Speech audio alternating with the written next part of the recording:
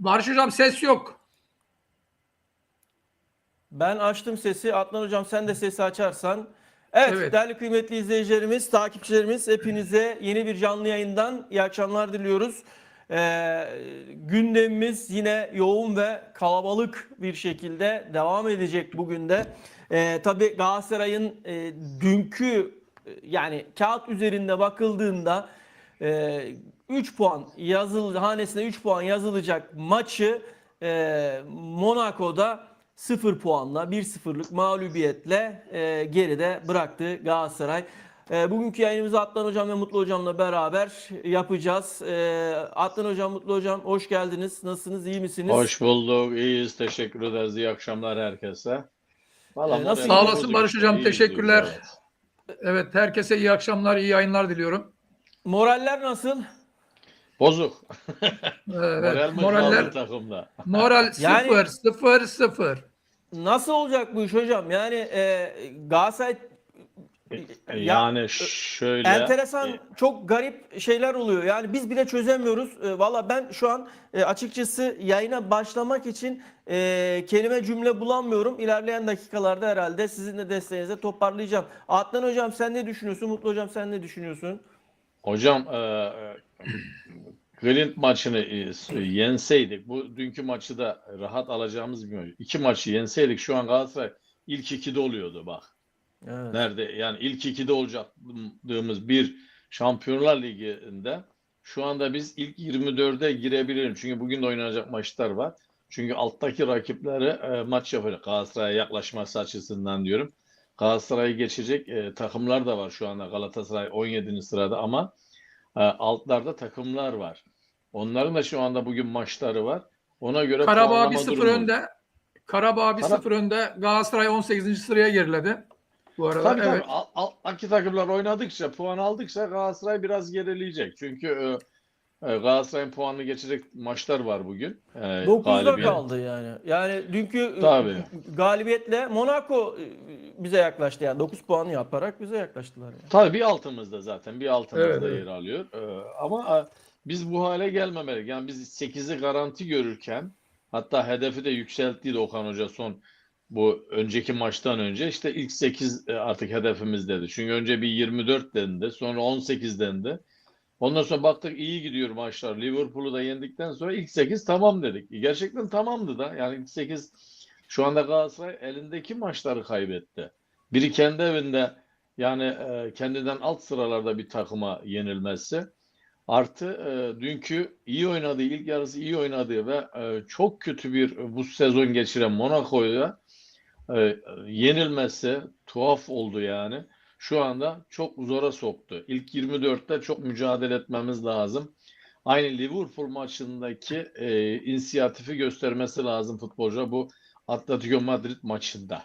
Ama işte bilmiyorum, Atletico Madrid şu anda ben her zaman belli bir oyun sistemi olan yani belli bir düzeni olan her an tehlikeli olan bir takım. Yani işimizi zor görüyorum. Zora soktuk. Bakalım hayırlısı. Arkadaşlar yayında seste herhangi bir problem varsa bildirin lütfen. Düzeltmeye çalışalım. Valla şöyle Mutlu Hocam sana ara ara hani şeyli konu böyle araya girerekten sana vereyim sonra. Ya ben dünkü Evet. maçta açıkçası kağıt üzerinde Galatasaray nedense her zaman yani Şampiyonlar Ligi ağırlıkta söylüyorum bu yorumumu. Kağıt üzerinde favori gördüğümüz takımlara karşı sürekli puan kaybediyor. Yani bu bir defa kronik bir hastalık haline geldi. Bu hastalığı bir an önce tedavi etmek gerekiyor ve bana göre de bu tedavinin baş aktörleri dünkü oyun üzerinden konuşarak söylüyorum. Sanki oyuncular maç seçiyor veya çok hani artık nasıl söyleyeyim mesela Barış örneğini vereceğim. Ya arkadaş tamam transfer olmak istedin, çok istedin. Gitmedin, gidemedin. Tamam evet bunu da anlıyoruz. Ama yani sen bir profesyonel futbolcusun. Ya geçen seneki performansına ne oldu da üstüne katarak yaşın itibariyle de söylüyorum. Oynadığın maçlardaki istikrarı da söyleyerekten devam ederek yine yorumumu devam ettiriyorum. Yani hiçbir eksik yokken ya inanılır gibi değil. Vücut dilleriniz, bütün oyuncu grubuna söylüyorum, çok berbat. Ya kardeşim, yani nasıl diyeyim? İnsanlar dünyada açlıkla mücadele ederken, yemek parası dahi bulamazken sizler varlık içinde yokluk çeken insanlarsınız. Yani bunu defalarca söyledim, söylüyorum da. Maalesef bizim Türk futbolunda, yani şimdi Avrupa'dan bize gelenler de yine aynı hastalığa, kronik hastalığa kapılıyorlar. Ben onu da anlayamıyorum yani. Ya sürekli bir moral bozukluğu, sürekli bir istikrarsızlık. Ya dünkü maçı allem edip gallem edip mutlaka kazanılması gereken, yenmeleri gereken bir maçtı yani. Size göre ilk yarıda da iyi dediğiniz için söylüyorum. Bana göre yine kötü başladı. Ben şuradan sezdim maçın iyi gitmediğini. Uğurcan topu sürekli uzun toplarla sağa sola attı ve dışarı attı topları. Yani geriden bir türlü oyun kuramadı Galatasaray. Dikkat edin, Galatasaray ne zaman geriden oyun kuramadığında bir maçta o maç hep böyle bir sıkıntıya giriyor.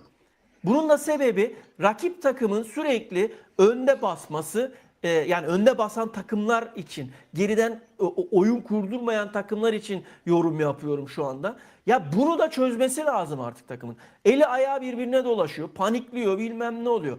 Abdülkerim'i zaten ağır olduğunu defansta önde basan takımlar için. İşte hızlı ki Monaco'da hızlı oyuncular vardı birkaç tane. Onları bir türlü durduramama, yani vücut çalımı yiyerek de olsa, vücudunu geri toparlayamamak da olsa bir sürü sıkıntılar yaşandı. Orta sahayı zaten hiç söylemiyorum. Orta sahada bireysel olarak hepsi çok kötüydü. Ya kanatlarda da Sané kardeşim, ya tamam, bir iyisin bir kötüsün.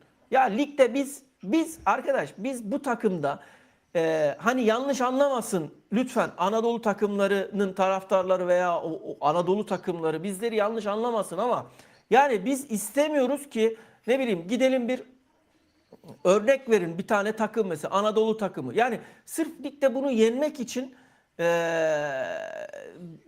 milyonlarca euro para kazan, ya bunun için transfer edilmiyorsunuz ya.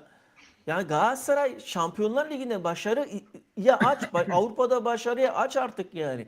Bir hedef kurmak istiyor. Bunun için kardeşim, ya biraz da sizin bu yönde sahada elinizden geleni yapmanız gerekiyor ya.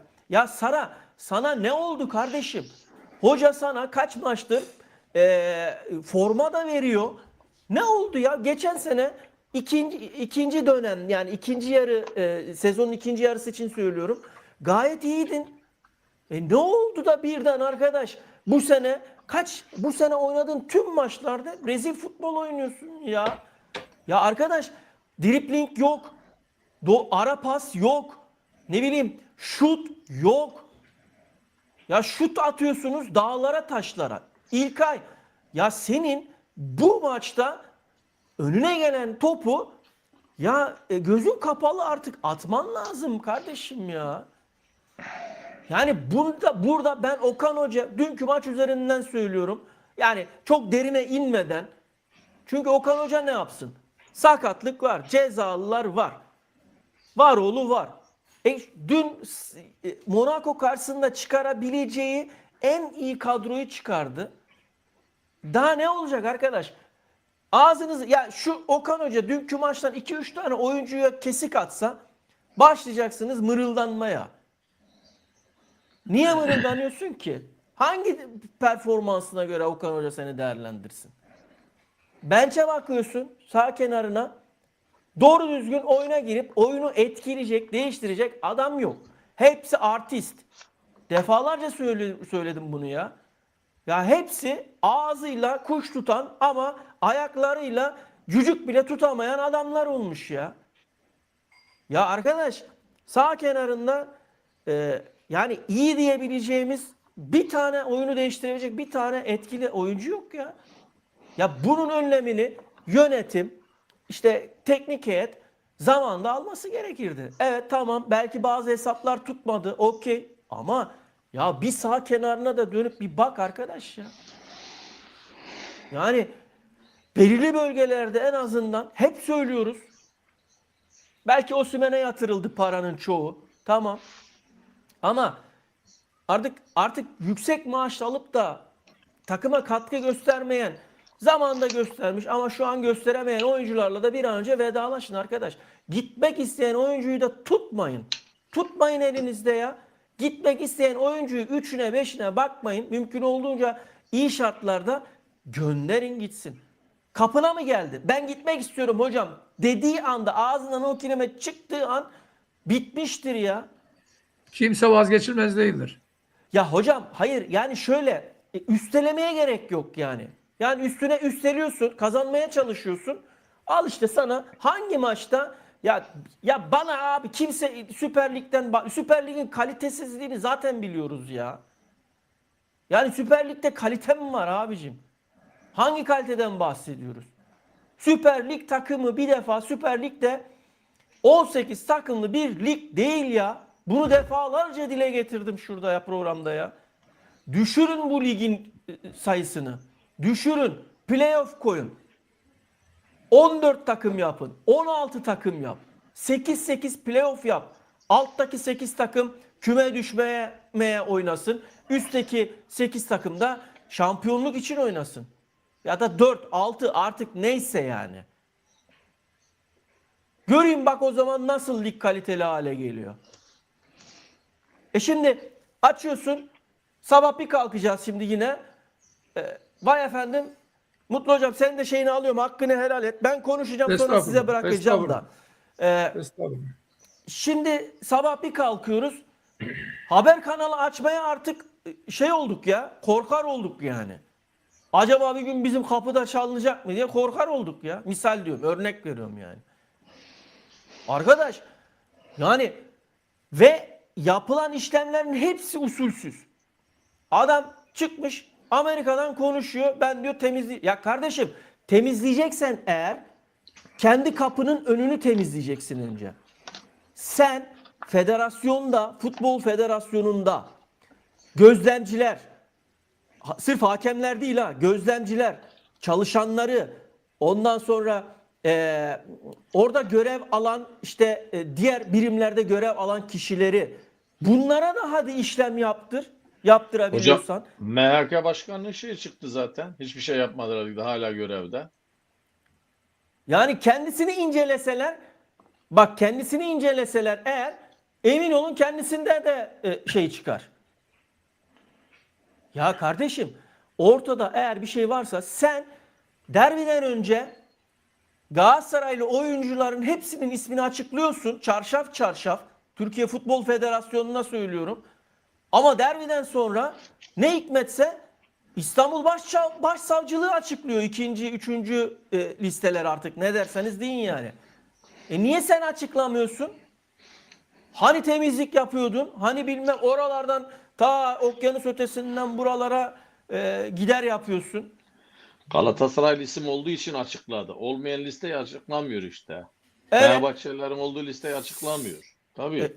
Ya hocam işte bu bizim gördüğümüz bu işte 2 gündür 3 gündür gördüğümüz listeler İstanbul Başsavcılığı'nın listesi. Türkiye Futbol Federasyonu'nun değil ki. Yine Senin dediğin gibi federasyon yine açıklamazdı. yine açıklamayacaktı. Evet. Senin dediğin gibi adam kişiselleştirmiş olayı ya. Tabii. Okan Hoca'ya ne hikmetse takmış durumda. Okan Hoca'ya, Dursun Başkan'a kişiselleştirmiş yani olayı. Olay artık kurumsallıktan çıkmış, kişiselleştirmiş. Hocam, Adnan Hocam bu konuyu sen tabii daha geniş açarsın. Senden bu konuda yorumlarını bekliyoruz. Çünkü sen içindesin olayın. Ben daha fazla vaktini almadan Mutlu Hocam'a sözü bırakmak istiyorum. Yine ben devam edeceğim. Söyleyecek çok şeyim var ama vakit de kısıtlı olduğu için iyi değerlendirmek adına Mutlu Hocam buyur, sen ne düşünüyorsun hocam? Yani önce maçı değerlendir. Şimdi tabii biz şeye girdik, ben şeye doğru kaydım ama Evet. sen maçı değerlendirirsen daha iyi olur hocam. Maçtan başlarsan daha iyi olur. Evet. Öncelikle maçtan önce başka bir haber vereceğim ben sizlere.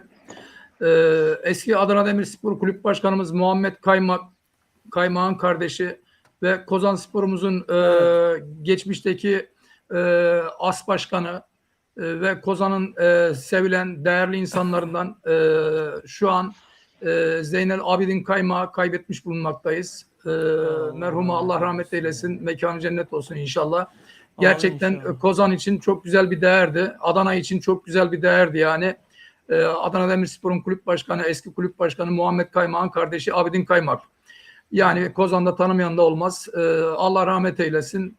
Yani sevenlerine, ailesine, bütün Kozan'a başsağlığı diliyoruz buradan. Öncelikle bunun haberini vermek istedim. Sonrasında Barış Hocam, Galatasaray'ın dünkü maçına gelince, Galatasaray'ın sadece Avrupa maçı değil, ligdeki oynadığı maçların yansımalarını dün bu maçta gördük.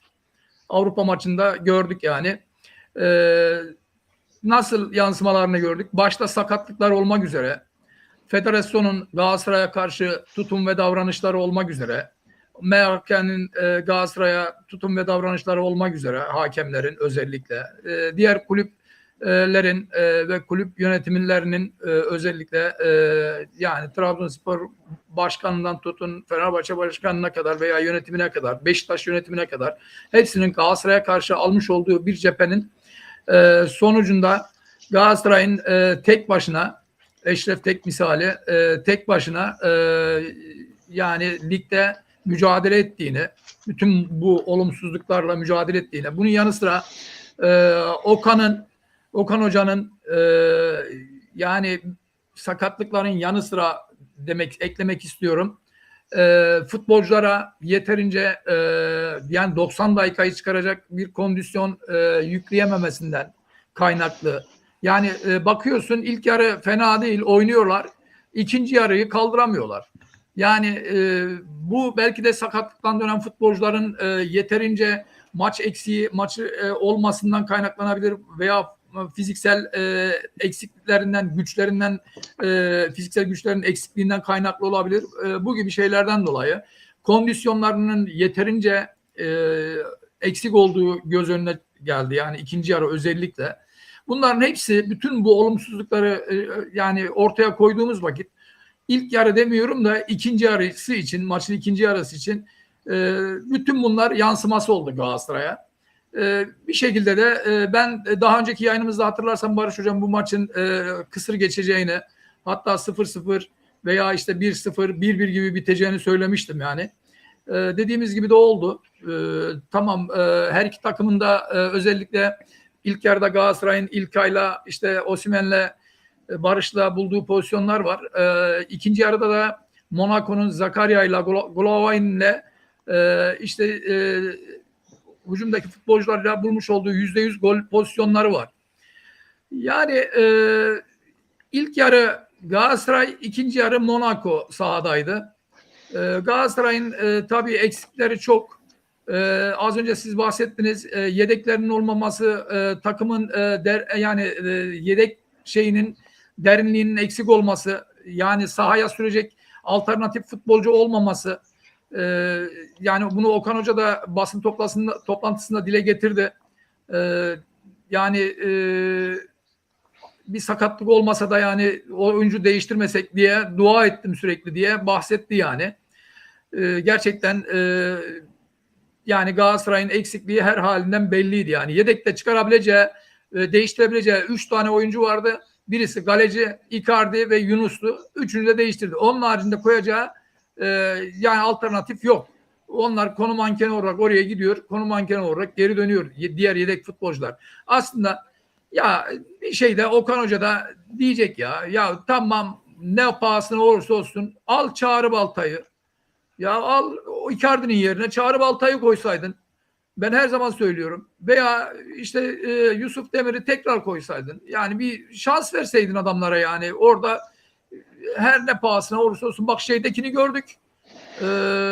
İngiltere'de 17 yaşındaki futbolcunun attığı gol Liverpool'daydı değil mi? Liverpool'da. Evet, 17 yaşındaki futbolcu, adam sahaya sürdü ve kazandı. Hem futbolcuyu kazandı hem takımı kazandı yani. Hocam biraz sonra transferlerle ilgili de çok önemli Evet. bilgiler vereceğim. Galatasaray'ın iletişime Evet. geçtiği, yani gidecek gelecek birkaç böyle önemli isimler çıkmaya başladı. Yani önem arz eden. Bunlar da bilgisini vereceğim. Evet hocam, buyur. Evet. Şimdi Barış Hocam, demin de bahsettiğim gibi yani Hocam sana bir dünkü soru maç, soracağım. Sana bir evet, soru soracağım. Şimdi az önce yorumladın. Dedin ki Adnan hocam da bunu dile getirdi. İlk yarı Galatasaray oynadı. İkinci yarı Monaco oynadı. İkiniz evet, aynı fikirdesiniz. Peki evet, hocam, ilk yarı Galatasaray oynadığında ki hemen başa dönüyorum kelimenin, düzeltiyorum. Bunun yanında Monaco'nun atmış olduğu golün yanı sıra direkten dönen bir topu var. Yanlışım varsa düzeltin. Bir de kaçırdıkları penaltı var.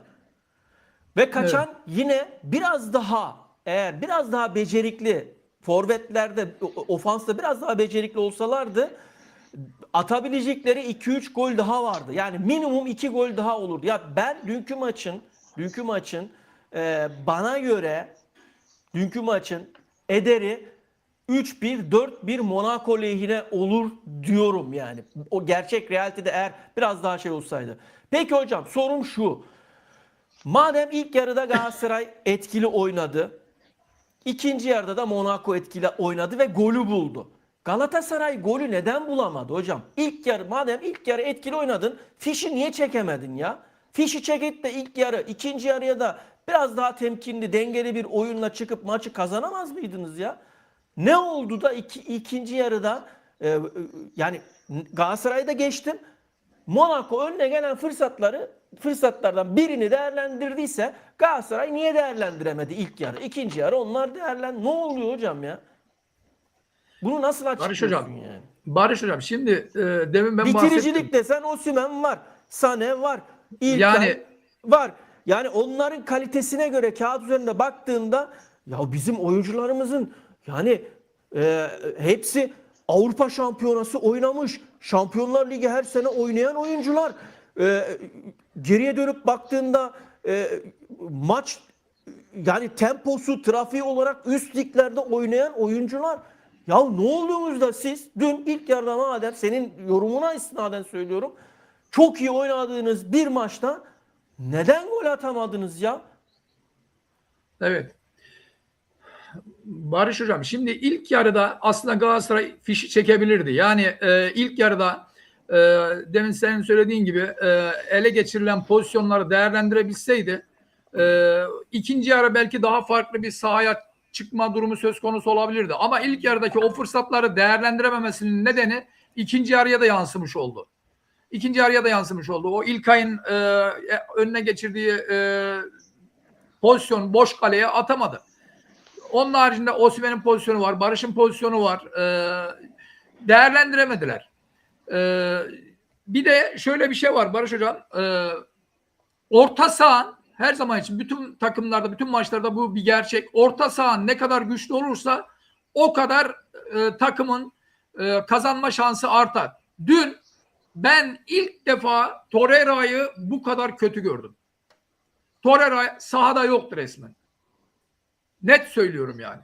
Buna işte İlkay da ekleyebilirsin. Ondan sonra Saray'a ekleyebilirsin. Ondan sonra Sané'ye ekleyebilirsin. Falan filan yani. Hocam şimdi şöyle bak tamam Torreira'ya şimdi tabii ayrı bir kenara tutmamız lazım. Torreira ya hocam geldiğinden beri doğru Tamam düzgün ama dünkü rotasyon maçta yemedi yoktu. adam.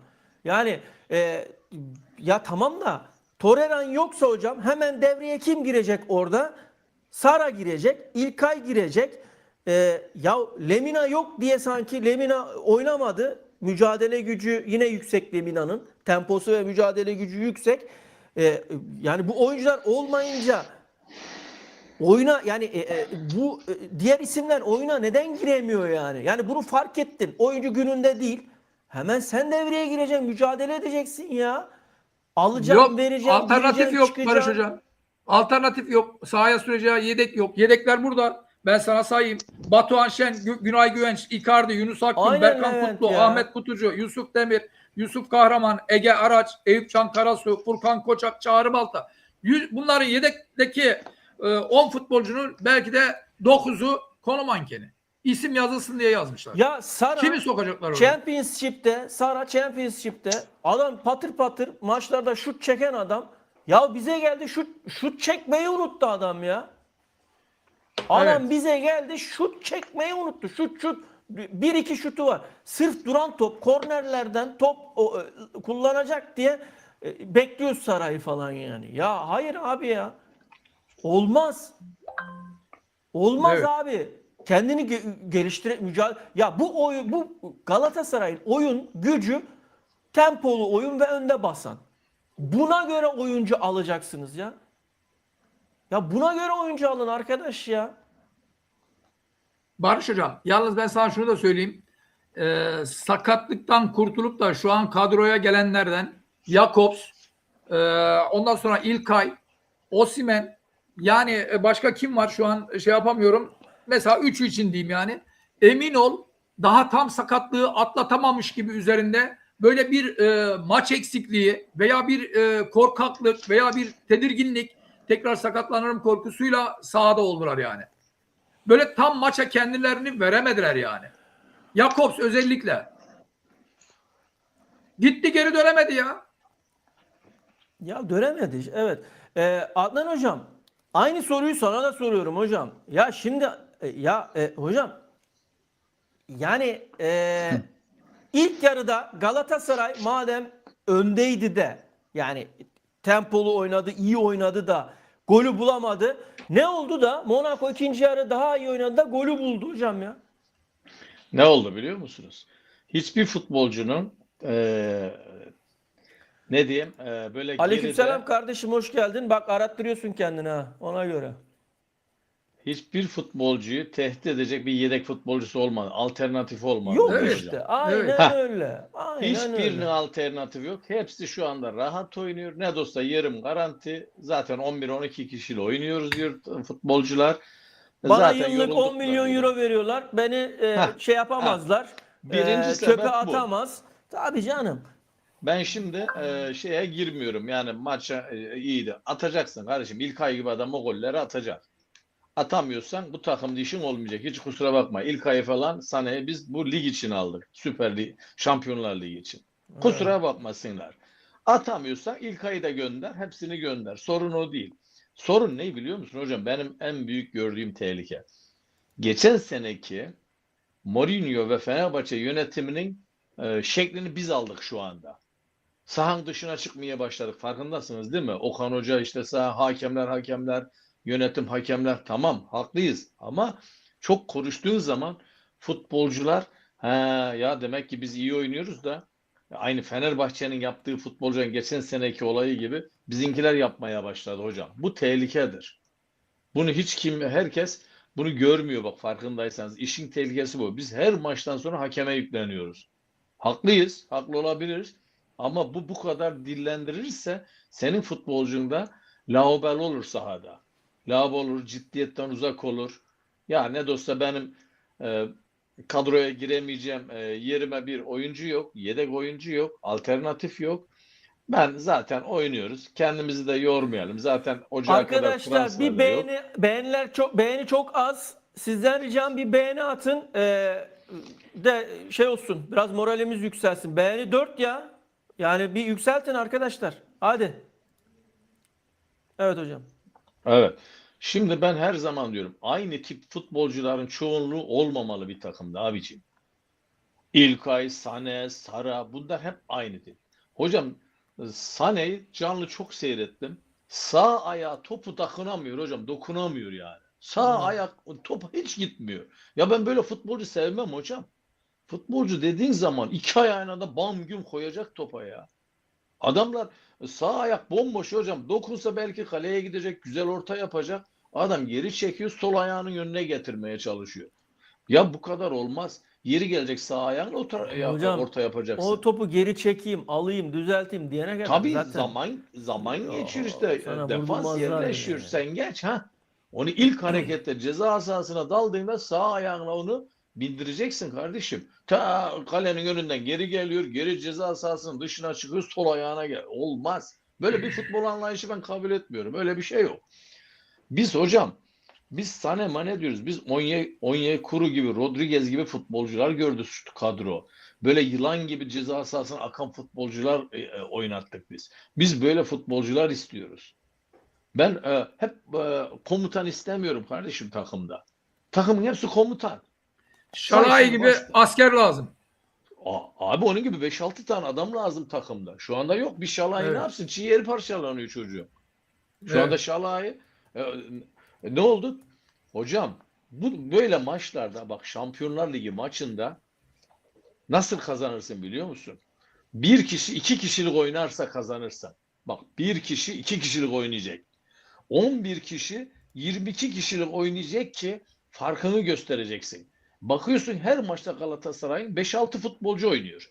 Diğerleri yatıyor. Ondan sonra Hocam Torreira da mesela bitmeye ben başladı. Monaco'nun bayağıdır ara ara maçlarını izliyorum. Ve en beğendiğim oyuncularından bir tanesi de yine dün kendisini de gösterdi.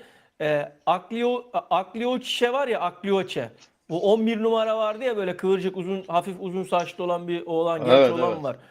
Evet. Yani beğendiğim oyunculardan bir tanesi. Yani dinamik, aynı senin tabir ettiğin şekilde bir oyuncu yani.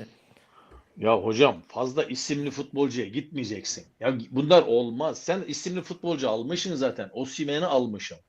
Bir Hocam lüks ama Icardi. bizim sorunumuz He. da ne biliyor musun? Yani bize gelen oyuncular da bozuluyor. Ben onu da anlamıyorum ya. Hocam neden bozuluyor? Sen fazla işte aynı tip adamlar dolduruyorsun takıma. Hocam eskiden bak bir Hacı'yı 35 yaşında aldık. Biz bastonla mı oynatacaksınız dediler hatırlıyorsanız. Ama yanında askerler vardı. Okan Emreler, Suatlar. Koşmuyor diye. Tabii dinamo gibi Jardel adam. vardı mesela. Jardel geri gelmiyor diye herkes Jardel'i yerden yere Ama vuruyordu. Ama ama ayağına top, kafasına top geldi mi de ama yapıştırıyordu valla. ona da top götürüyor. Sen şimdi Ha. 75 milyonluk hocam rekor transfer yapmışsın Osimhen'e. Güzel, tamam, hep istedik. Ama bunun partneri hocam Yusuf, Ahmet Kutucu olmaz. Bunun Evet, yedekleri ya da değeri buna bayastan ha, yüksek biliyorum. Aha.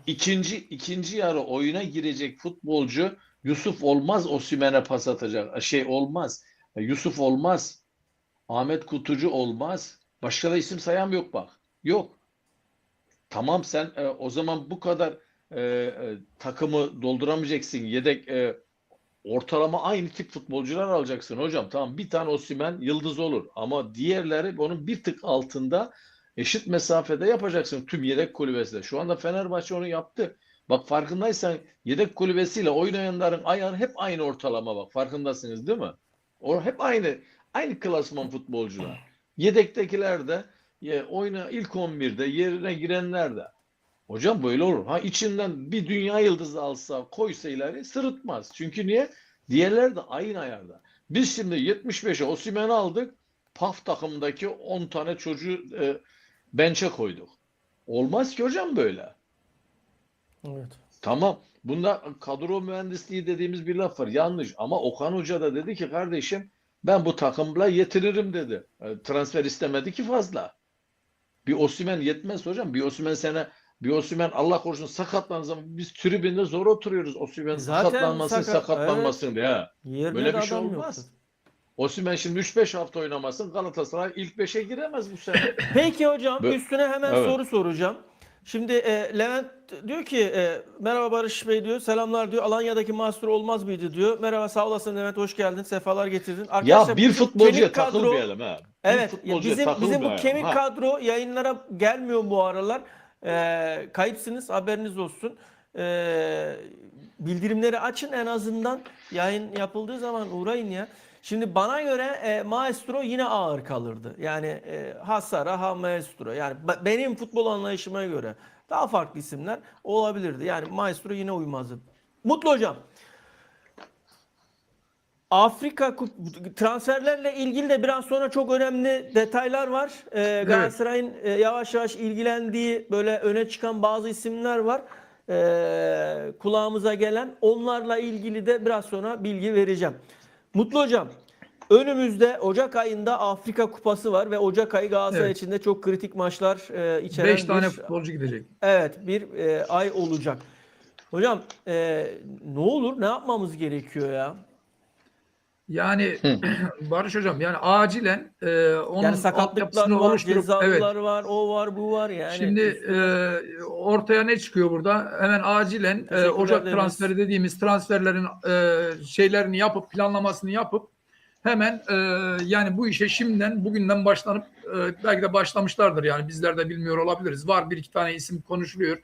E, Bugünden başlanıp o Ocak ayı ara dönemine kadar o transferleri en az 3 diyorum, hatta 5 bile olabilir, transfer yapılması lazım. Acilen Galatasaray'a, acilen. En az 3, yani 5 de transfer yapılabilir yani. O şekilde söylüyorum. Acilen yapılması lazım. Çünkü daha önceki gidilen milli maçlarda gidip de sakatlanarak dönen futbolcularımız var. Aynı durum yine söz konusu olabilir. Olma ihtimali de yüksek. Yani bir Osimhen'den bahsediyorum. Adamı 4 kişi 5 kişi birden yere indirmeye çalışıyor. Yani oynatmamaya çalışıyor. Yani Hocam sakatlanma riski kitlerler. çok yüksek. Evet, Kitlerler çok yani. yüksek. Ha. Onun için acilen transferlerine geçilmesi lazım. Altyapısının oluşturması lazım. Planlamaların şimdiden yapılması lazım. Yani ki ikinci yarı başladığında, zaten bu ilk yarı bu şekilde devam eder. İkinci yarı başladığında ona göre de o şeydeki yarı dönemdeki boşluğu da iyi değerlendirip Galatasaray'ın fiziksel açıdan, kondisyon açısından iyi bir yükleme yapması lazım ki yani ikinci yarı maçları kaldırabilsin. Yani 90 dakikayı Galatasaray kaldıramıyor. Bu bir gerçek. Artık bunu görüyoruz yani. Bizler görüyoruz yani. Yani Union Saint Julian maçında da gördük. Ondan sonra Fenerbahçe maçında kısmen idare ettiler. Son dakika bir gol yediler. Samsun maçında gördük. Ondan önce Beşiktaş maçında gördük. Kocaeli maçında gördük. Yani Galatasaray'ın 90 dakikayı çıkarması biraz sıkıntılı Barış Hocam. Sıkıntılı bir süreç yani. Onun için 90 dakikayı kaldıracak veya bench'te, dediğiniz gibi bench'te alternatif sahaya sürebileceği, 90 dakikayı tamamlatabileceği kadro derinliğinin olması gerekir. Ama maalesef Galatasaray'da şu an onu göremiyoruz. Demin de söylediğim gibi yedeklerden 10 tane yedek var. Dünkü maçta mesela Monaco maçında 10 tane yedek var. Sahaya süreceğim futbolcu yok. Hepsi konu mankeni. Ya Yani Galatasaray'ın isim, düştüğü hale bak. Galatasaray'ın yani düştüğü hale bak. olmaz. Yani Ha, şimdi biz sıradan bir yorum veya işte şey olarak bunları görebiliyorsak, yönetim bunu göremiyor mu? Yönetimin yönetim görmemesi mümkün mü? hocam yönetim dedi ya biz Osimhen'e yatırdık tüm parayı dedi. Yatırma kardeşim. Yoksa para. O zaman o Tamam da parayı şimdi böl Adnan Hocam öyle de ona tekrar göre harca. Salah'ı almaya çalışıyorlar. Hemen hemen Osimhen'e yakın bir para Hocam vererek, hatta Hocam 20, sana bir şey diyeyim mi? Şu anda Salah Malak Galatasaray'a hiçbir faydası olmaz. Galatasaray'a atletik asker futbolcu lazım, süpürücü. 3-5 evet, tane. evet. Yani şu anda dünya yıldızına Singo gibi, ihtiyacımız yok. Adnan Hocam, Singo gibi. Bizim şu anda dünya yıldızlarına ihtiyacımız yok. Şu anda takımı kaldıracak asker futbolcular lazım. Futbolda bir terim var. Maçı yedek kulübesi kazandırır hocam. Maçı yani bir Evet, maçı yedek kulübesi kazandırır. Biz bunu istiyoruz. evet. Ben şimdi Salah mala vallahi istemiyorum. Salah var abicim. İlkay var, Sané var, öbürü var. Ne yapacağım Salah'a ya? Salah ne yapacak bana? Salah ne Evet. yapacak? Askeri o da paşa, o da komutan.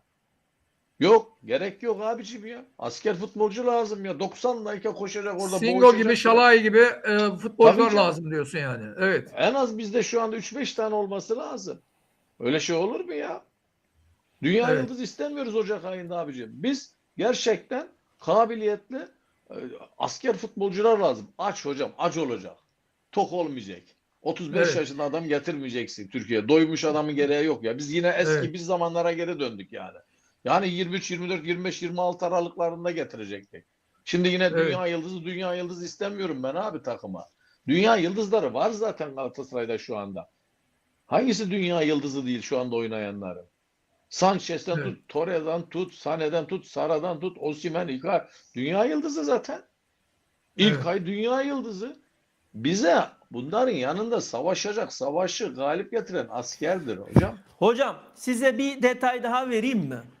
Evet. Galatasaray eğer Okan Hoca yani ben devam edeceğim hala takımda yapacak çok işim var diyorsa ve yönetim de bunu destekliyorsa acilen nasıl dünya yıldızı oyuncular alıyorsan dünya yıldızı da teknik heyet kuracaksın kendine. Gideceksin hocam Avrupa'dan özel hocalar getireceksin.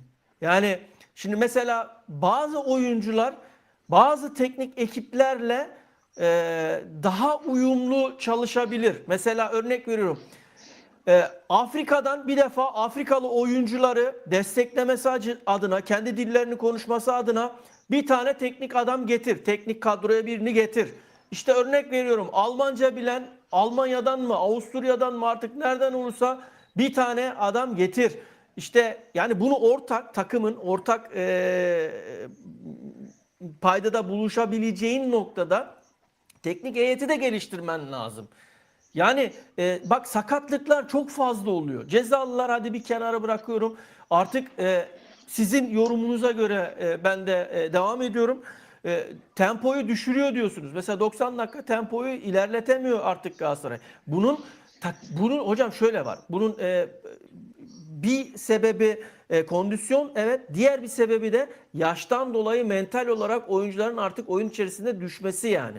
Bunun bir sebebi de bu. Çok fazla yaşlı oyuncuyu bir arada özellikle aynı mevkilerde falan oyuncu bulundurursan burada şey de düşer. Peki bench diyorsunuz. Bench'teki adamın her zaman hazır olması lazım. Her zaman. Adama soru sorduğun zaman sakatlık durumun ne dediğin zaman bakacağız demeyecek. Diyeceği tek kelime iyileştim, hazırım, hocamdan formayı bekliyorum diyecek. Adnan hocam nereden sordun o soruyu ya? Bütün Türkiye bunu konuşuyor ya. Ya biz Adam- verdik haberi. Haberi biz Adnan- verdik konuşulsun Ya diye. onu diyorum işte Adnan hocama söylüyorum. Nereden sordun o soruyu adama diyorum yani. Yani Ya ya işte kardeşim sorduruyorlar. Soruyoruz. Mecbur soracağız da orada tabii. yani Ama hayır işte demek istediğimi anladınız değil mi? Yani siz Evet, sağ evet. kenarında oturan adama sakatlık da hala bakmamış bakacağız diyor. Terbiyesiz yani bir de yani konuşma şekli de enteresan yani. o işte hocam bunlar lauballikten kaynaklanıyor. İşte. Lauballikten kaynaklanıyor Çok tabii ki. ukalaydı. Ha. Vücut dili çok Ya ukalaydı. kardeşim Evet. sen diyeceksin ki geleceksin sana eğer basın mensubu onu da bir insan olarak göreceksin diyeceksin yaklaşacaksın. Yağmasan da rüzgar olacaksın oraya varacaksın diyeceksin ki sakatlık durumum gayet iyi. Okan hocamdan da formayı verdiği anda saha içerisinde mücadele etmeyi bekliyorum. Formayı bekliyorum diyeceksin. İstiyorum o formayı diyeceksin. Mesajı göndereceksin orada. Bakacağız. Bakmamış hala bakacağız. Herkes orada dedi. Tüm basın orada dedi ki hocam dedi senin adam dedi verdiği lafa bak dedi ya. Herkes eleştirdi. Daha Yani- bakmamış mı dedi herkes orada. yani. Görüyoruz. Giriyor Evet. oyuna. Yani 200 metreye zor koşup geliyorlar yani. Top ayaklarına gel ayakları titriyor artık yani. O seviyeye gelmişler yani. Hala bakacağız. Bakmamış bu zamana kadar. Kardeşim Galatasaray'da oynayan her oyuncu her daim hazır olacak. Bakacağız yok. Ben hazırım. Okan hocamdan formayı bekliyorum mesajını vereceksin. Fatih Terim sakat olmayan Hasan Şaş'ı bile sakatsın diyerek Avrupa maçında oynatmadı ya. Sakatsın sakat. Yani, Yani- kadro dışı bırakıyorum diyemiyor. Sen sakatsın He diyor sen yani. Bu sakatsın anda- diyor yani. Çünkü niye bir planlama yapıyor ona, taktik yapıyor sahaya Tabii. çıkan takımla. Tabii. Ya dışarıda da bir nevi dışarıda Ama- yem etmemiş oluyor yani korumuş oluyor yani. Öyle ama Hasan Şaş da Ya ne çok diyor? zeki bir adam ya Fatih Terim. Tabii Hasan Şaş da ne diyor? Hocam ben sakat Evet. değilim ki diyor. Formayı istiyor. Ondan sonraki süreçte de Hasan formayı giydi bir daha bırakmadı yani. Tabii. Vallahi Şimdi Hasan hocam- Şaş Kardeşim böyle ne olacaksın koşular ya. yapıyordu ya. Şimdi bir de bu Kulakları maçların çınlasın hocam hemşerimin. kaybetmemizin sebeplerinden birisi de şimdi takım yorulmuş. İşte 12 kişi oynuyor devamlı her maçı. Dediğin gibi bench yedekte kimse yok. Şimdi Galatasaray yönetim burada ne yapıyor hocam? Ne yapmıyor bak. Geçen sene Fenerbahçe, Barış Hoca, Mutlu Hoca gittiğimiz Fenerbahçe maçında yırtındı değil mi? Evet. Günler Evet. öncesinden. Yabancı hakem getirttirdiler bak. Başardılar. 30-40 bin polisi Galatasaray stadına dizdiler. Ya ne kadar polis vardı gerçekten ya. Ha, Ya inanamıyorum şimdi. ya. Öyle bir kamuoyu oluşturdular ki biz bu sene aynısını Fenerbahçe stadında Galatasaray yönetiminden istedik kardeşim. Yapın, yabancı hakem isteyin, bir kamuoyu oluşturun. Hiç adamların sesi çıkmadı ki. Ondan sonra Yasin Kol atanmış. Ya işte bunu istemiyorduk. Sen yabancı hakem istiyorum diyeceksin. Yönetim orada. Hiçbir şey yapmıyorsun. Artı bu Şampiyonlar Ligi kritik maçları sonunda Fenerbahçe maçı var. Sen erteleme isteseniz kardeşim. Erteleme isteyin federasyona. Çünkü sen Şampiyonlar Ligi maçına çıkıyorsun kendi evinde. Kafan derbide. Fenerbahçe çıkıyor Avrupa maçına. Kafası derbide. Onun ikisi de başarısız oldu o hafta. Şimdi bugün Fener'de bak. Bugün Fener'de yenilir. Çünkü niye? Ya. Abi önemsemiyorlar mı? Artık Avrupa bu kadar mı? Yeter mi bize diyorlar. Yine iki takımı da hedefi lige mi odaklanmak istiyorlar? Ben bunu çözemiyorum. O zaman söylesinler kardeşim. Avrupa'ya da biz katılım payını aldığımız zaman bize yetiyor desek. O zaman niye bu kadar futbolcular transfer ettiğinizde Galatasaray değil de Fenerbahçe ligi hedefliyor. Ya Fenerbahçe'nin yerinde olsam ben de ligi hedeflerim. Çünkü 11 senedir şampiyon olmuyorsun Mutlu Hocam.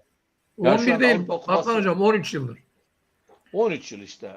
Ne zaman Evet. çabuk geçti böyle ya? Bizim rekoru 13 yıl oldu. geçirme- Galatasaray'ın Yani- rekorunu egale edecekler bu gidişle. Hocam dertler o zaten. Şimdi- Galatasaray'ın o rekorunu geçirmemeye çalışıyorlar. Bak, Evet. 14 yılı geçirmemeye çalışıyorlar. O şeyde de bence. bir tek şeyi yazmışlardı.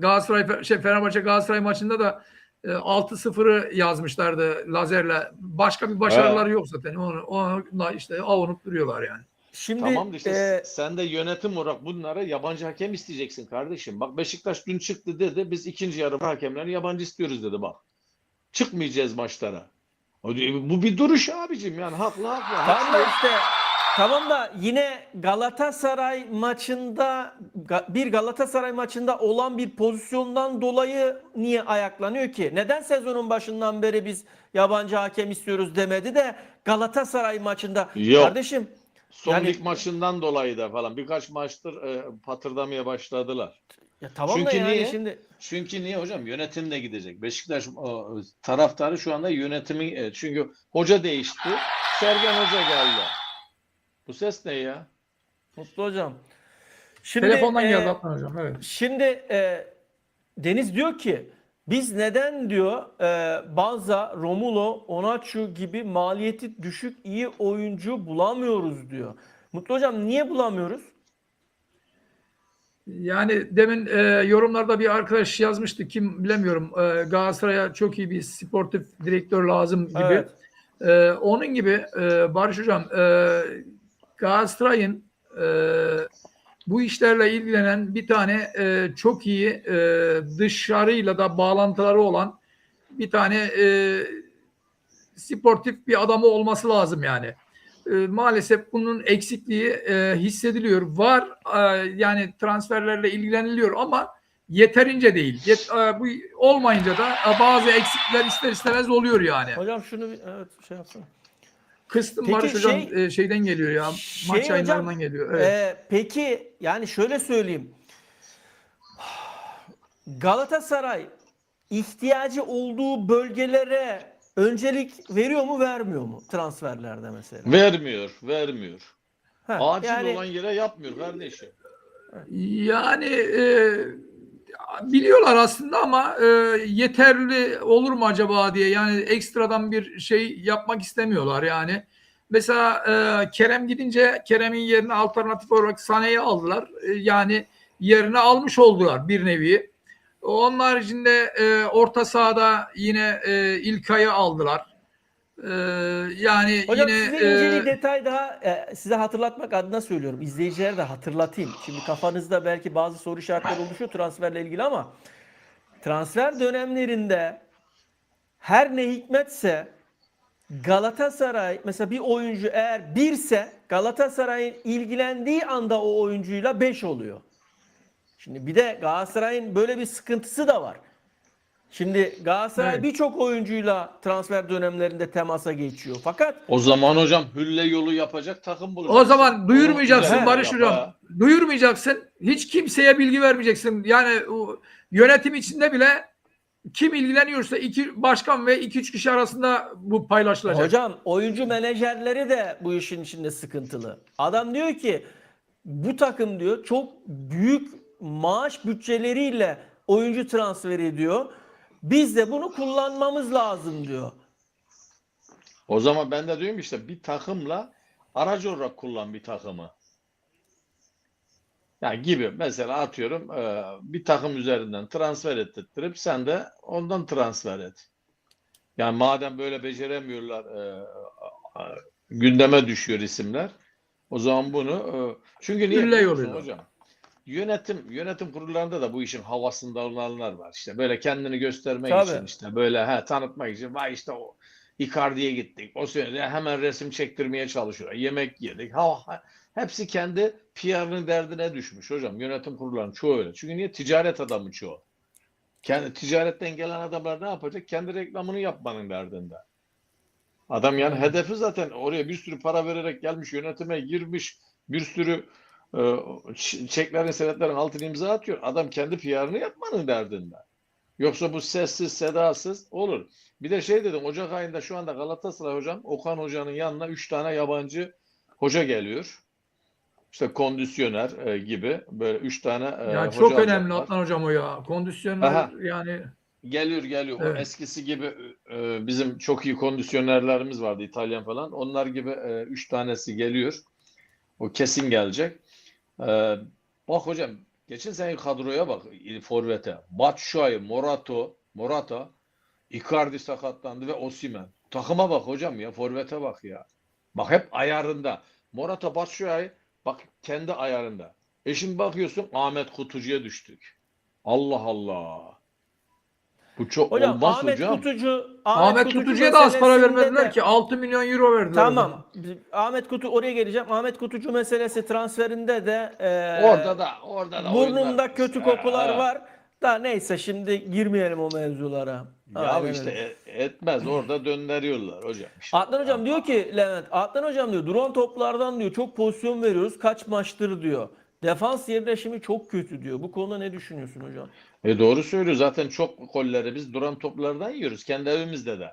Hocam kendi Dünkü evimizde maçta hocam. öyle oldu Adnan hocam. Evet. Karambolden Kendi yedik. kendi evimizde oynadığımız maçlarda biz çok mahkum oynuyoruz hocam. Sanki deplasman takımı biziz. Fener Galatasaray derbisinde de öyle olmadı mı? Arda mesela girdi. Yani çok rahat bir şekilde orta açıldı. Önde olmasına, John Duran'ın önde olmasına evet. rağmen Arda Ünyay yani topu kafayla Yani ona o vurdurdu. Vuramadı hocam yani es geçti. bir de o kadar rahat Orada vurdurup adam paylaşımı da çok he, kötüydü Barış hocam. gol attırılır mı orada yani? Düşün. Yani adam Orada Abdülkerim John Duran'ı gölge gibi takip edecekti. hocam işte etmiyorlar. Niyeyse burada futbolcularda şeyler var. Yani dediği gibi duran toplar tehlikeli. Biz duran topları hiç tehlikeli yapamıyoruz abi. Biz de duran topları kullanamıyoruz. Bizde de bu şey var. Yani hiç free kick'ten ceza sahası dışından gollerimiz yok. Hiç olmaz oldu. Ben onu anlamıyorum. Hiç penaltı çekmez olduk. Niye? Ya hocam girmiyoruz. Biz farkında mısın dünkü maçta da? Ne kadar defans oynadık, geriye pas oynuyoruz.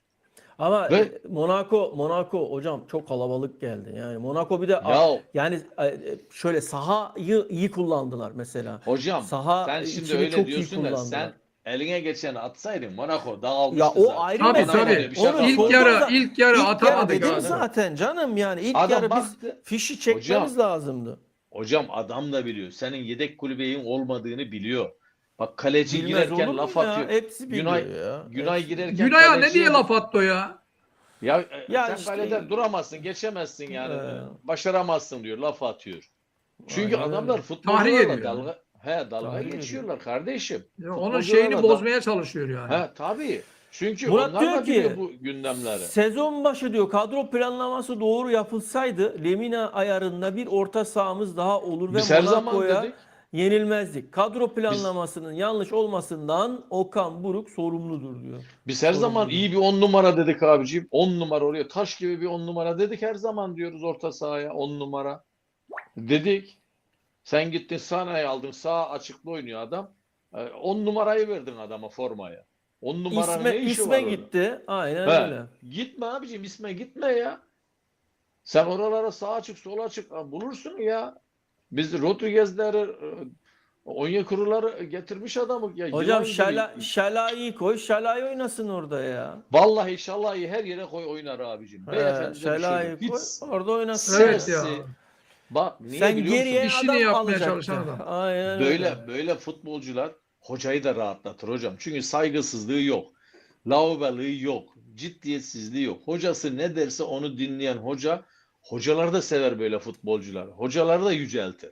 Sen şimdi Şalai'nin anasına helal olsun. İyi yetiştirilmiş. sen şimdi komutan futbolcularla çok olduğun zaman hocayı da dinlemezler. Hocayı da takmazlar.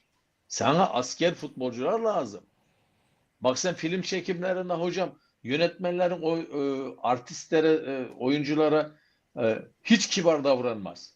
Evet. Yapacaksın, yap. Böyle rica yok oralarda hocam.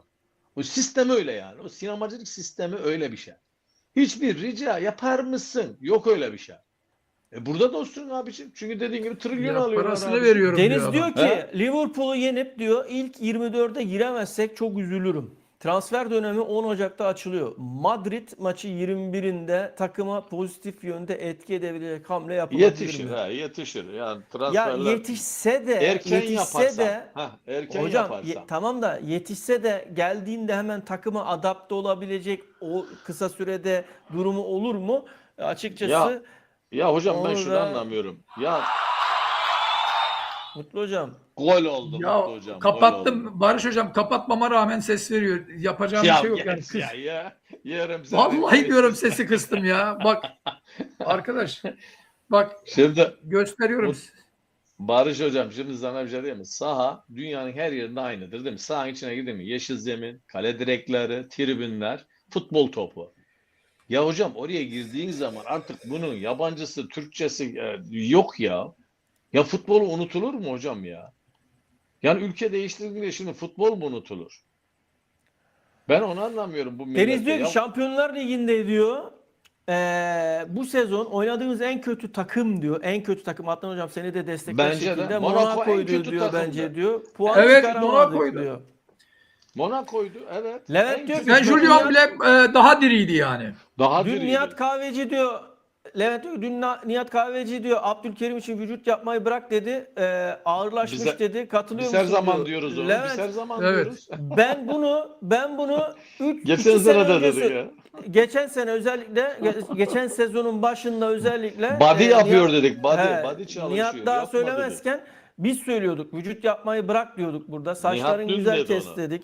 Aynen. Abi. Yani katılıyorum Saçlarını Nihat'a düzeltti da ama. sana da. Barış hocam senin dediğini tuttu. Saçlarını kestirdi. Ya biz konuşuyoruz zaten ara ara oyuncularla görüşüyoruz zaten söylüyoruz yani taraftarların tepkilerini ne yönde olduklarını işte bizim ne gördüğümüzü yani bir piyasada ortamda neler konuşulduğunu bunları hep zaten birebirlerde off the record konuşmalarda söyleniyor bunlar zaten yani. Barış hocam sen Mark şimdi selam diyor teşekkür ederim Mark'cığım Abi, sağ olasın selam. hoş geldin. Şimdi mesela biz hep Osimhen. Şimdi bir yıldızla bir takım olmaz hocam. Bir yıldız takımı kurtaramaz. Sen şimdi 75 milyon bonservisle Osimhen'i alıyorsan onun bir tık altı 30-40 milyon euroluk 7-8 tane futbolcu dolduracaksın o takıma. Tamam. Böyle olur yani. Avrupa takımlılığı budur. Sen 75 milyona Osimhen alıyorsun. 500 bin lira oynayan topçuyu da yanına koyuyorsun. Ya olur mu ya? Bir de bir şey söyleyeyim mi hocam? Şu takımda genç oyuncular hariç herkes formayı Okan Hoca herkese formayı verdi yani veriyor da. Yani genç oyuncular hariç ama bak bu hani altyapıdan gelen genç oyuncular hariç transfer olan herkese Okan Hoca şans tanıyor.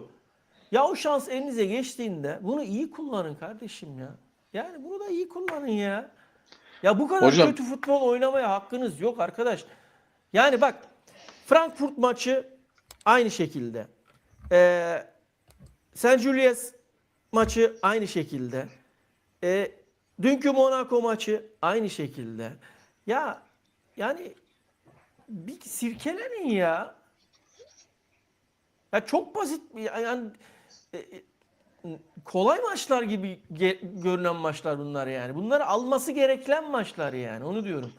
Hocam ben Özellikle sana bir kendi şey diyeyim sahanda mi? hiç yenilmeyeceksin. Kendi sahanda asla yenilmeyeceksin ya. Barış hocam ben sana bir şey diyeyim mi? Şu anda Fenerbahçe'nin tüm kadrosunu şu anki Fenerbahçe'ye sarı kırmızı formayı giydir. 10-15 puan önde olurdu Galatasaray. Bak söyleyeyim sana. İddia ediyorum. Evet. Ye- Çünkü bizim anlayışımız, taraftar anlayışımız bir başkadır. Seyirci, yönetim anlayışımız başka olduğu için diyorum. Yani biz bu futbolculara oyna. Çünkü takımlar dengeler ortalama aynı. Yani biri 100 milyonluk futbolcu, biri de 10 milyonluk futbolcu değil. Ortalama hep aynılar yani. Bu çok güzel bir şey. Gerçekten çok güzel bir kadro. Dengeyi Den- he, sağlıyorlar. Çok önemli. Mutlu Sen hocam şimdi diyor ki ses evet. ayarlarından diyor bildirim sesini kapatabilirsin Mutlu hocam diyor. Evet doğru. Bildirim Tekrar deneyim. Kapattım da. Tekrar deneyim. Çok teşekkür ediyorum arkadaşımıza. Üstüne sana bir soru sormak istiyorum. Murat'ın sorusunu Evet. yöneltiyorum. Diyor ki Evet. Okan Hoca diyor Singo'ya diyor 30 milyon euro bonservis vermek yerine sağ bek, Evet. stoper ve orta saha bölgeden 3 tane asker futbolcu alabilirdi diyor. Sen ne diyorsun hocam bu yoruma? Zaten söyledik biz aslında da Murat'ın hani mesajına geri bildirim anlamında soruyorum bunu. Barış Hocam, ben yani Türkiye Ligi'nde şampiyonluğa oynayan bir takım ve Şampiyonlar Ligi'nde yani bir hedef koyan takımın bu kadar da genç yapılanma şeyine gitmesini doğru bulmuyorum. Singo'ya verilen paranın da deminki Adnan Hocam'ın dediği gibi Osimhen'e 75 milyon veriyorsan onun yanında oynayan en az 3-5 tane futbolcu, 11 futbolcunun en az 6'sının da ona yakın bir rakamlarda olması gerekir. Singo'ya 30 milyon vermeleri gayet normal yani. Ve Singo'yu da Galatasaray tutamayacak herhalde bu gidişle diye düşünüyorum. Şu an Liverpool gancayı takmış vaziyette. Evet. Israrla istiyorlar. Yani şimdi demek istediğim bence tamam belki Türkiye Ligi için arkadaşımızın söylediği, Murat Bey'in söylediği bir nebze olsun geçerli olabilir. Bazı maçlarda oynatabilirsin falan ama yani Türkiye Kupası'ndan başlayarak bazı maçlarda düşük, temposu düşük maçlarda sahaya sürebilirsin. Ama böyle üst düzey maçlarda çok zor yani. Hatta Şimdi, biz yani evet. yani daha yani yetmiyor, Singo yetmiyor. Orta sahaya Adnan Hocam da dedi. Yani böyle çok diri bir 10 numara Lemina'nın yanında ayak uyduracak bir 10 numaraya daha ihtiyaç olduğundan bahsediyoruz yani. Niye? O futbolcuyu 3-5 milyona alamazsın ya o tarz futbolculara. En az 20-30 milyon euroyu gözden çıkaracaksın yani. Hocam Ya herhalde canım tabii. bakın Evet. hepinize söylüyorum. Yayında size dahil izleyen arkadaşlara herkese söylüyorum. Yorum yaparken şunu da atlamayalım. Galatasaray'ın şu anda yabancı kontenjanı olarak bir kontenjan açığı var. Evet, Yusuf Demir.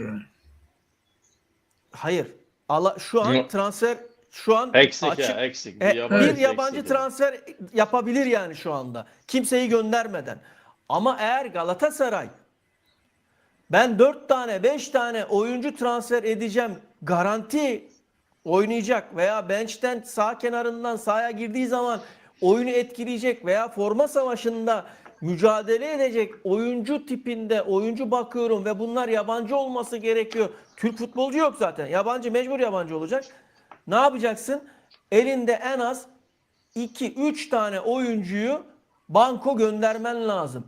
Burada da Bayaslan kardeşim sana diyorum yorumuna istinaden Ahmet ve Berkan da yerli oyuncu statüsüne giriyor bu oyuncular. Bu oyuncuları mecburen kadroda tutmak zorunda. Kadroya almak zorunda. Şampiyonlar Ligi, Süper Lig ve Şampiyonlar Ligi olmak üzere. Yani çünkü kadronu önce lige göre sonra Şampiyonlar Ligi'ne göre ayarlıyorsun. Şimdi Şampiyonlar Ligi'ne göre ayarlarsan oraya verdiğin listedeki yabancı oyuncuları Süper Lig'de oynatamayacaksın. Önceliğin Süper Lig ayarına göre yani kadrosunu yapman lazım. Sonra Şampiyonlar Ligi'ne göre kadro oluşturman gerekiyor. O zaman Yani, şu ortaya çıkıyor Barış Hocam. Yani evet. Şunu atlamayalım. Demek istediğim şey şu. Çok özür diliyorum. Galatasaray eğer ki Ocak ayında ben sağlam transferler yapacağım, kadroyu güçlendireceğim diyorsa hemen Jakobs, vedalaş. Sara iyi bir teklif gelirse hemen gönder. Icardi'cim teşekkür ederiz. Gösterdiğin katkıdan dolayı her zaman seninleyiz. Hemen vedalaş. Yusuf Demir. Yusuf Hemen Demir ve- yabancı statüsünde zaten. Evet. Yusuf Demir hemen vedalaş. Al sana 4. Etti 4. 4 tane oyuncu için yer açmış olacaksın. Bu oyuncularla vedalaşmadan yabancı transferi yapamazsın. Diyorum Barış ve Hocam, Saray için değil de Yusuf Demir, Icardi ve Jakobs'u aynı şekilde ben de düşündüm yani. Sara Direkt direkt gönder. çıkartacaksın. Sara'ya iyi bir teklif gelirse 20, 25, 18, 19 oralarda bir teklif gelirse gönder. Singo, Kronik iyi bir teklif gelirse ki Liverpool'da Sat adı gitsin. falan Ver sat- gitsin abi. Ver sat git, gitsin. ver git. Lemina. gitsin. Bak Lemina. Lemina'nın yerine zaten Gerekirse- bir oyuncu lazım hocam. Gerekirse Lemina sakat zaten ya. bak Abi, gerekirse Lemina'dan da vazgeç. Yani Lemina olayı en son şık diyorum ama. Yani en son diyorum yani. Gerekirse ondan da vazgeç. Al sana 5-6. Bu oyuncuları göndermeden Galatasaray transfer yapamaz. O yüzden hani transfer yapalım, edelim, işte planlayalım falan derken bunlara da dikkat Hocam bir etmemiz de bizim gerekiyor. yabancıları saydınız siz. Bir de yerlilerimiz de çok kötü. Kaan Ayhan kayıp bitti. Çünkü geçen Tabii, senelerde tabii. sıkıntısı vardı zaten. Yok, Berkan aynen öyle. yok. Ahmet Kutucu yok. Dediğim gibi Arda Ünya çok genç. Çok yüklenildi bu sene. Bencin Kritik tamamen maçlarda değişmesi oynatıldı. lazım. Ha. Yani yerli futbolcular da yok Galatasaray'da şu anda. Yani iyi kaliteli mesela bir Fener'deki Oğuz, Levent bunlar çok kaliteli hocam. Yani çok kaliteli yerli futbolcular var. Biz şimdi Fenerbahçe'de örnek veriyorum. Yani çünkü imrendiğim için Pardon veriyorum Barış yani. Hocam. Biz oradaki yerli futbolcular mesela bir adamlar mesela İrfan Can Kahveci gibi futbolcuyu kadro dışı bıraktılar. Yani kaliteli Tabii. futbolculardı. İsmail Yüksek bak orta sahanın dinamosu. Biz niye Hocam- böyle futbolcular bulamıyoruz hocam? Hocam var. Bak İşte yerli oyuncular içinde de birkaç tane böyle alıp şey yapabileceğim oyuncular var ama tabii hocam alsın sorun yani. ne biliyor musun? Sorun şu hocam. Bak Ahmet Kutucu'ya 6 milyon euro verdi bu takım. Çok Galatasaray gerek yok. Gerek bak yok. Galatasaray yerli oyuncu, yabancı oyuncu da olsun, yerliler de olsun. Ya kimle ilgilense, kimde yani bir fiyat sorsa ya arkadaş 1'e 5 oluyor oyuncu ya. Ya 1'e 5 oluyor oyuncunun fiyatı bir anda yani. Hocam niye Fener Yani de devreye giriyor? babasına Fener para yükseltip istiyor. duruyor ha. Babasına para istiyor. Anasına para istiyor. Bacısına, kardeşine para istiyor. Yeğenine para istiyorlar. Köpeğine bilmem ne istiyorlar. Ya saçma sapan şeyler yani. İstekler, arzular bitmiyor yani. Galatasaray ne zaman bir oyuncuyla ilgilense sürekli böyle. Hocam şimdi yayının sonuna doğru sizler de size gelen transfer bilgilerini, haberlerini derleyin, toparlayın lütfen. Ben geçiyorum transfere. Şimdi şöyle birkaç şey vereyim. Chelsea'den Done. birkaç tane vereyim. Galatasaray Chelsea'de kadroya giremeyen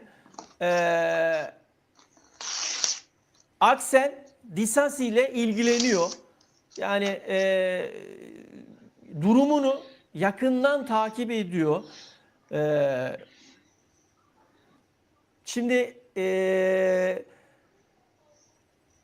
kiralık mı, kalıcı mı transfer buralarda bir görüşmeler olabilir. Ocak ayındaki transferlerin kalıcı transferden ziyade satın alma opsiyonlu transfer ağırlıklı olacağını da buradan belirteyim yeri gelmişken. Yani şöyle söyleyeyim.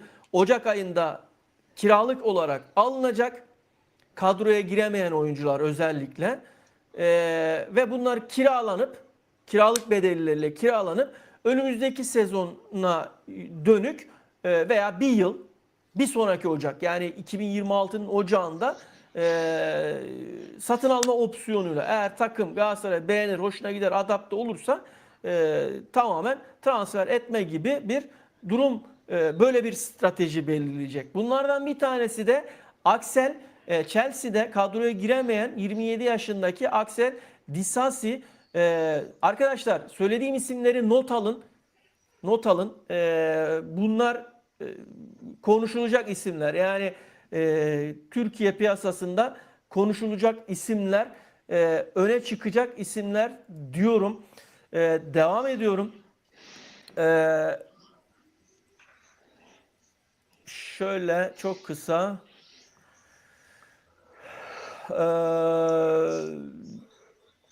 Paris Saint-Germain'de ki kaleci, Paris Saint-Germain'deki kaleci, kadroya yine giremeyen Safonov, bu oyuncu Matyev Safonov, Rus oyuncu, Paris Saint-Germain kalecisi. Bununla ilgili de bir Galatasaray'ın girişimi olma durumu söz konusu. Yani bu oyuncuyla da Galatasaray yakından ilgileniyor. Bu oyuncuyu da not alın. 26 yaşında kaleci Matyev Safonov, Safonov öyle diyeyim. Safonov. Rusya'da artık nasıl okunuyor? Artık siz onu şey yapın. Artı Flamingo'da forma giyen 29 yaşındaki Leo Pereira defans oyuncusu, 29 yaşında. Ama bu oyuncuyla Fenerbahçe'de yakından ilgileniyor. Olympiakos ve Al-Şabab takımı da Arabistan'dan yakından ilgileniyor. Ortalama piyasa değeri 9-10 milyon civarında. Bu oyuncuyu da not alın. Flamingo'da forma giyen defans oyuncusu Pereira, Leo Pereira. Galatasaray, Fenerbahçe, Olympiakos ve El-Şabab yakından ilgileniyor. Daha önce yine söylemiştim ama haber güncellemesi olduğu için tekrar söylüyorum. Dinamo Kiev'den Makhavko Taraş Makavko, bu oyuncu da yine defans oyuncusu, 20 yaşında. Galatasaray bu oyuncuyla yine bir transfer güncellemesi yapma durumunda şu anda. Bu oyuncuyu da yine kadrosuna katmak için Galatasaray pusuya yattı. Bekliyor. Bunu da not alın. Bu oyuncuyu da. Lukman'ı zaten söylemiyorum. Şalah'la ilgili tabii yine bir yangın durumu söz konusu. Galatasaray teklif yapmaya hazırlanıyor. Bir saniye.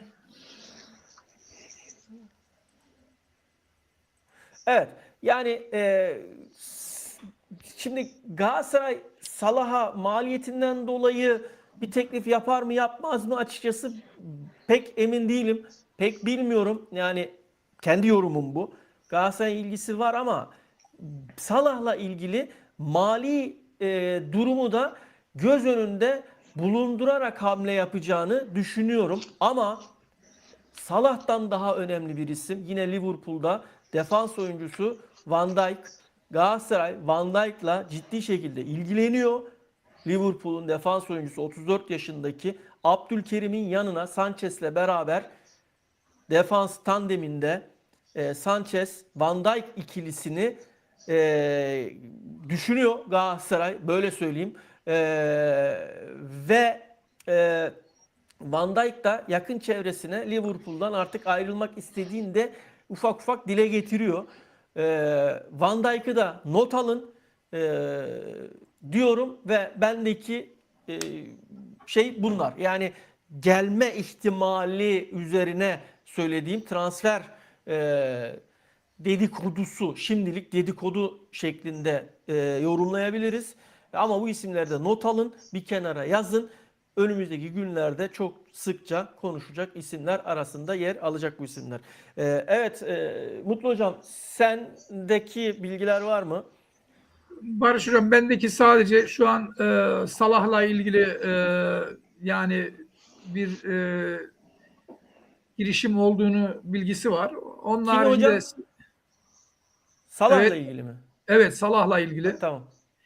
Salah'la ilgili bilgi var. Onun haricinde bir de Singo'nun yani gitmesi konusunda işte Liverpool'un teklif ettiğini, teklif aşamasında olduğunu biliyoruz yani. Onun haricindeki transferlerle pek şeyim o yok yani. Bu iki bilgi şu an bende mevcut. Adnan Hocam. Şimdi hocam isimlerden ziyade şimdi sen Salah dediniz saydınız. Abicim Sané'nin, Sara'nın, İlkay'ın olduğu yerde Salah'ın ne işi var? Bunlar hep aynı tip oyuncular. Yani gerçekten yani ben transfer şeyine şey yapıyorum. Hocam bizim Şalay nereli? Hangi ülkenin futbolcusu? Macar. Macar. Bak şimdi ben niye soruyorum? Macaristan. Bize bak bu ülkelerin futbolcuları iyi gelir. Bak Slavia Prag'a Norveç. git. Bak, Slavia Prag'a Hah, git. Çok heh. enteresan oyuncular var orada. Hocam Çok bak ilginç oyuncular var yani, ben sana söyleyeyim Norveç, oralarda yani. Norveç, İzlanda, Türkiye Ligi'nde rahat Finlandiya, oynar. Kendini geliştiren oyuncular bunlar yani. hocam Oynar yani, rahat İrlanda, oynarlar. Danimarka, İrlanda buralardan bakacaksın futbolcu. Bunların fizyolojik yapıları soğuk ülkeler olduğu için çok sağlam hocam. Yani sakatlanmaya da bunların vücutları, fizikleri şey. Yani biraz uzak sakatlanmaya. Yani futbolcu seçerken de bazı ülkeler, bölgelere de bakmak lazım. Tamam. Sıcak bölgenin ülke Afrika'dan al. Tamam Avrupa'dan al. Ama bu kuzey ülkenin futbolcuları, kuzey yani soğuk ülkelerin futbolcuları çok dayanıklı oluyorlar. Daha dinç Ben oluyorlar. daha dinç yani gerçekten sakatlanmazlar kolay kolay.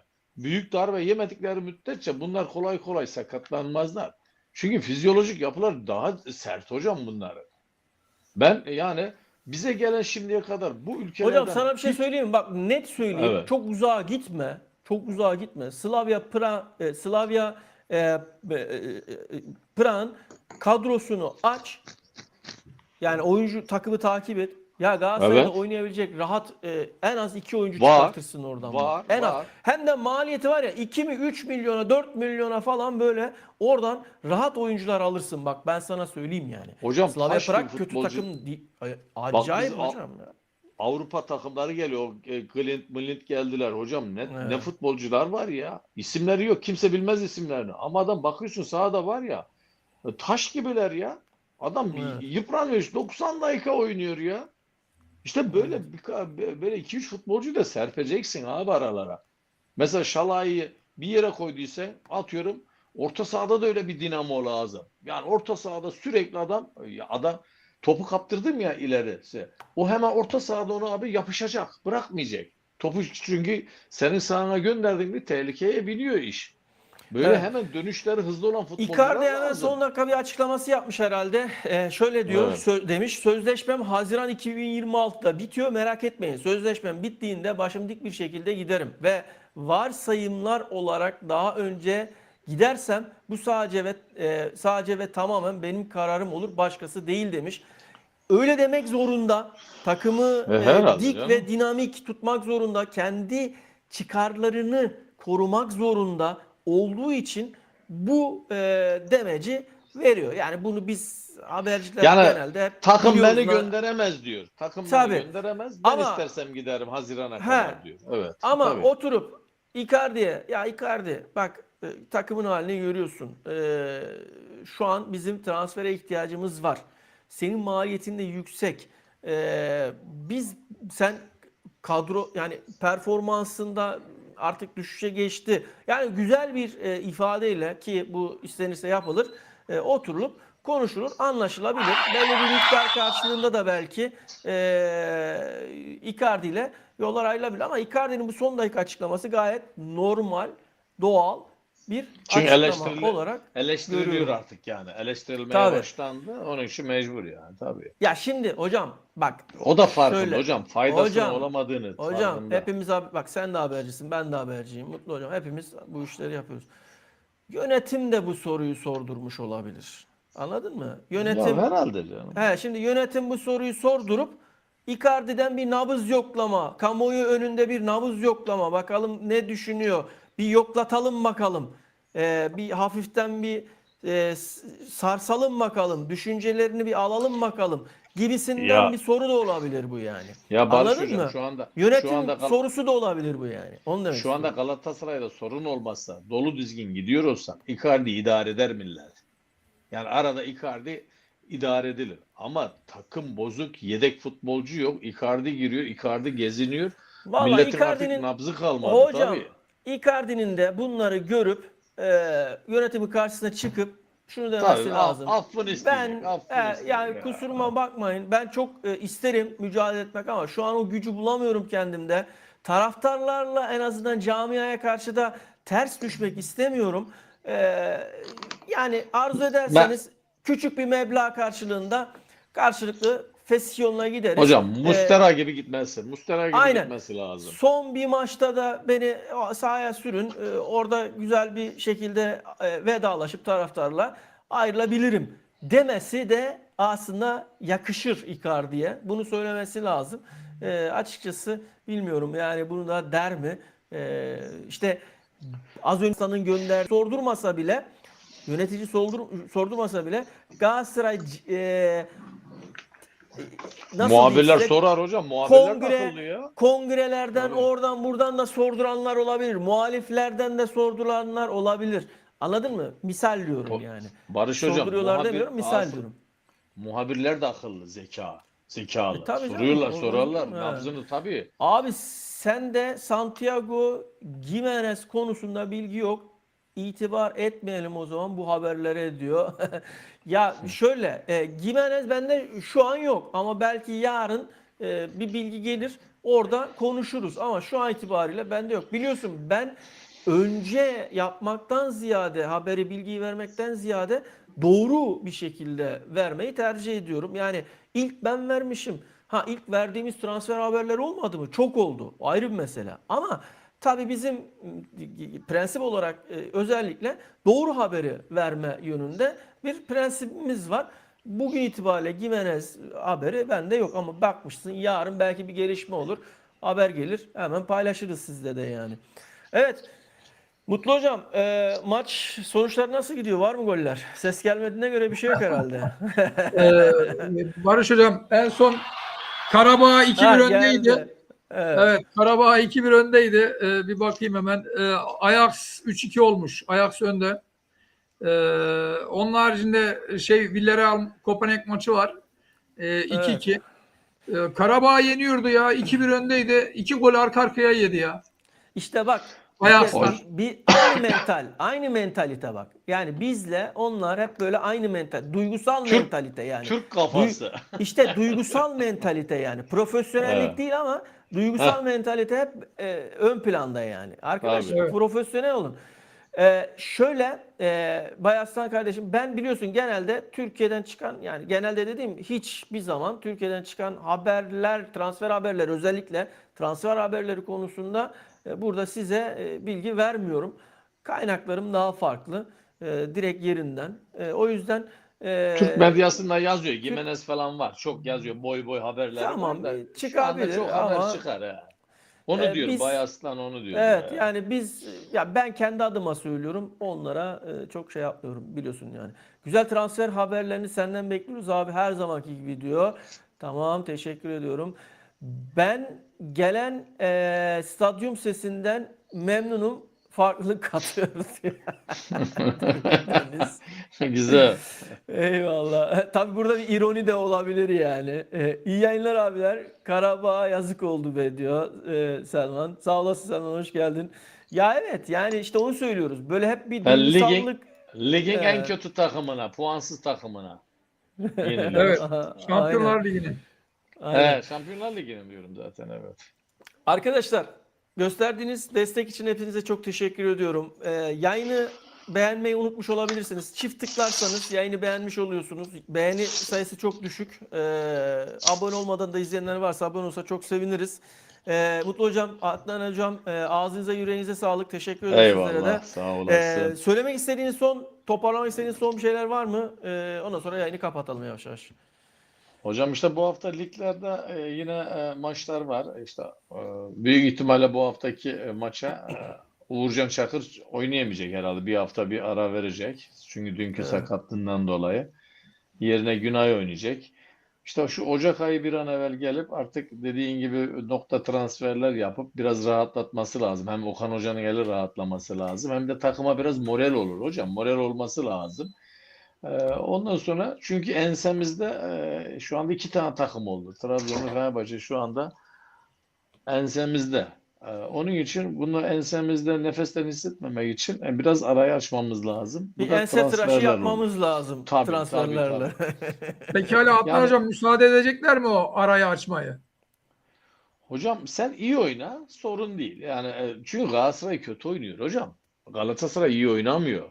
Bak gerçekten o Samsunspor maçında penaltıyı verseydi ne yapacaktık hocam şu an? Murat geleceğim. Açıklayacağım Yani Murat. değil mi? Samsun maçında son dakika penaltı verilseydi şu anda Galatasaray liderliği neredeyse artık zora soktuydu.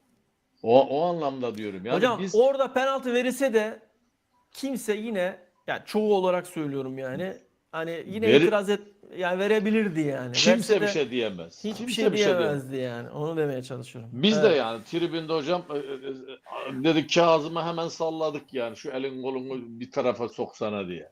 Düşün Evet. yani. O Şimdi anda. Murat da diyor Evet. ki yerli rotasyon için Salih Özcan ve Zeki Çelik alınmalı. Kaan ve Berkan gönderilmeli. Benim bildiğim Zeki sözleşmesini yeni yaptı galiba. Yanlışım yoksa düzeltin. Yeniledi veya yenileyecek bu aralar. Tekrardan Roma'yla sözleşmesini. Salih Özcan da Salih de yani bilmiyorum Galatasaray'a Sanki gelir mi? düşüşte gibi sanki hocam. Düşüşte Evet, gibi de o yani çok futbolcular emin ya. olamadım. Yani hani Evet. Salih de geldiğinde, yerliler arasında söylüyorum Murat bunu. Salih de geldiğinde bir yine işte Berkan, Kaan'dan bilmiyorum yani öte gider mi açıkçası emin değilim yani. Ben Emre Can da duydum sosyal medyadan, Dortmund'da yaş 32 diyor Deniz. Ya şöyle Deniz, Emre Can Devam. bende de var da ben Emre Can'ı saymadım. Niye saymadım? Çünkü Adnan Hocam. ne o? Bak. Geldi. Şans. Bay Şans bay geldi, et. evet. Şanslı. Evet. Emre Can Evet. şöyle Deniz, Dortmund'dan ayrılmak istemiyor. Emre Can eğer Türkiye'de ileride Türkiye'de herhangi bir takımda oynama arzusu içerisinde olsaydı Türk milli takımını seçerdi. Emre Can'ın kafasında Türkiye Ligi, Süper Ligi yok. Zaten şunun da farkında olduğunu düşünüyorum. Emre Can Türkiye'ye gelirse birçok taraftar tarafından kötü oynama, performans düşüklüğü falan olduğunda veya sosyal medya üzerinden işte birçok bu anlamda eleştiriye de maruz kalabileceğini düşünüyordur diye de ilave etmiş olayım. Zeki Premier Lig konuşuluyor diyor. Bilmiyorum. Yani hatta şöyle bir bakayım hadi sizin için madem Zeki Çelik diyelim. Bir de Şu Atakan anda Karazor'a bak Barış Hocam. Ee, yani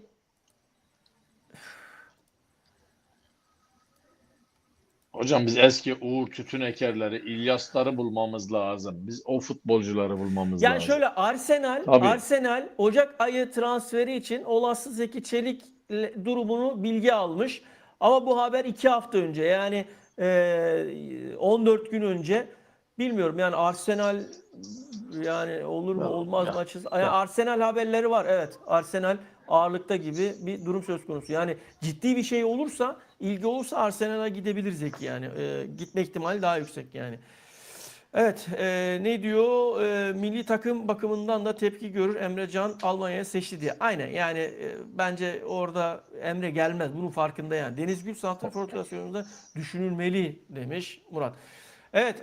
Arkadaşlar gösteriniz ilgi alaka için hepinize çok teşekkür ediyorum. Bir dahaki yayında görüşünceye dek. Transfer sezonu yavaş yavaş yaklaşıyor. Sosyal medya üzerinden paylaşımlarımız hızlanacak, devam edecek. Aynı zamanda canlı yayınlarımızda transfer haberleriyle sizlerle birlikte olacağız. Hepinize teşekkür ediyoruz. Mutlu Hocam sağ ol, teşekkür ederim. Bütün maçların hepsinin skorlarını yayında tek tek bize söylemiş oldun. Arkadaşlara da iletmiş oldun bugün. Hepinize teşekkür ediyoruz. Allah'a emanet olun. İyi akşamlar. Hoşça kalın. İyi Bir dahaki akşamlar. yayında İyi görüşmek akşamlar, üzere. hoşça kalın.